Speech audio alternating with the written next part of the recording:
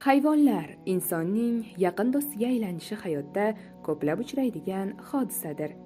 Masalan, braziliyalik Wagner Figueiredo de Lima 10 yildan beri Sereno nomli ot bilan yaqin, inoq do'stga aylangan edi.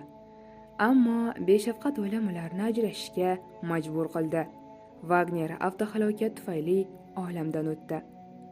Wagnerning akasi Vando ukasi uchun Sereno qanchalik katta ahamiyatga egaligini bilgani tufayli otni dafn marosimiga olib keldi.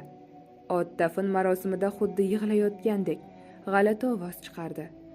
Sereno nima voqea yuz berganini tushunganday Wagner bilan vidolashishni istadi, dedi marhumning akasi.